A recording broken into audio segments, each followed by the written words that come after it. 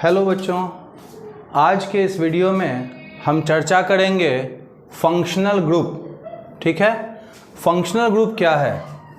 N atom और a group of atoms bonded to the hydrocarbon part in specific manner on which the chemical properties of the hydrocarbon derivatives depend are called functional group.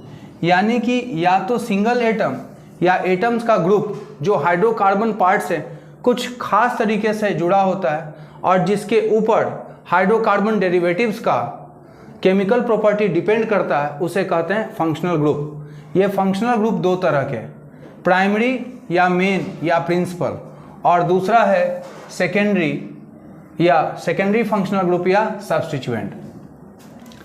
देखिए, जो functional group है उसका priority order होता है और priority order में जो पहले आता है, जो फंक्शनल ग्रुप पहले आता है वो क्या है? प्राइमरी या मेन या प्रिंसिपल फंक्शनल ग्रुप है। जैसे मान लेते हैं कि एक कंपाउंड में एक से ज़्यादा फंक्शनल ग्रुप है, तो प्रायोरिटी ऑर्डर में जो पहले आएगा वह क्या होगा? प्राइमरी या मेन या प्रिंसिपल फंक्शनल ग्रुप होगा और उसका नाम IUPAC नोमेनक्लेचर में जो प्राइमरी या मेन फंक्शनल ग्रुप है उसका नाम सफिक्स के रूप में लिखा जाता है। ठीक है, और सफिक्स दो तरह के होते हैं, प्राइमरी या 1 डिग्री और सेकेंडरी या 2 डिग्री। ये प्राइमरी सफिक्स क्या है? तो they represent the nature of carbon carbon bond in organic compound. Organic compound में कार्बन कार्बन बॉन्ड के नेचर को रिप्रेजेंट करता है। जैसे यदि कार्बन कार्बन के बीच सिंगल बॉन्ड है तो क्या होगा? एन, डबल बॉन्ड है तो इन, ट्रिपल बॉन्ड है तो आइन। जबकि ये जो सेकेंडरी सफिक्स है यह रिप्रेजेंट करता है किसको? Name and location of the primary functional group in the compound. Compound में जो प्राइमरी फंक्शनल ग्रुप है वह कौन सा है और उसका लोकेशन कहाँ है, तो ये रिप्रेजेंट करता है सेकेंडरी सफिक्स। जैसे OH के लिए क्या है? ऑल है, CHO अल्डिहाइड के लिए अल है, कीटोन के लिए ओन है और कार्बोक्सिलिक एसिड के लिए क्या होता है? Oic acid. जबकि जो सेकेंडरी सब्स्टिट्यूएंट क्या है, तो प्रायोरिटी ऑर्डर में प्राइमरी फंक्शनल ग्रुप के बाद जो भी फंक्शनल ग्रुप आएगा, है ना, तो उसको कहा जाएगा सेकेंडरी फंक्शनल ग्रुप या सब्स्टिट्यूएंट। इसका नाम IUPAC नोमेनक्लेचर में प्रीफिक्स के रूप में इस्तेमाल होता है और प्रीफिक्सेस भी दो तरह के, प्राइमरी या 1 डिग्री और सेकेंडरी या 2 डिग्री। ठीक है, यदि कंपाउंड जो है उसमें कोई रिंग है तो प्राइमरी फंक्शनल ग्रुप के रूप में, मतलब प्राइमरी प्रीफिक्स के रूप में साइक्लो या फिर बाईसाइक्लो, हमेशा साइक्लो और बाईसाइक्लो प्राइमरी सफिक्स के रूप में आएगा। जबकि ये जो सेकेंडरी सफिक्स है यह रिप्रेजेंट करता है name and location of secondary functional group. ठीक है, इसको आप नोट कर लीजिए।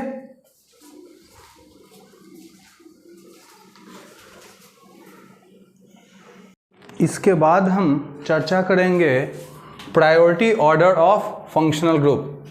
इसको आप ध्यान से याद कर लीजिएगा क्योंकि ये पूरे ऑर्गेनिक केमिस्ट्री में काम आने वाला है। ठीक है, तो प्रायोरिटी ऑर्डर में सबसे पहले आएगा कार्बोक्सिलिक एसिड, फिर आएगा सल्फोनिक एसिड, तब एसिड एनहाइड्राइड, फिर एस्टर, एसिड हेलाइड, एमाइड, उसके बाद नाइट्राइल या साइनाइड, फिर होगा आइसोनाइट्राइल या आइसोसाइनाइड, ये है एल्डिहाइड, कीटोन, अल्कोहल, थायो अल्कोहल, उसके बाद एमीन, फिर ईथर, फिर थायो ईथर, फिर एल्कीन और फिर एल्काइन। यही क्या है? प्रायोरिटी ऑर्डर है। प्रायोरिटी ऑर्डर में सबसे आगे है कार्बोक्सिलिक एसिड और सबसे अंत में क्या है?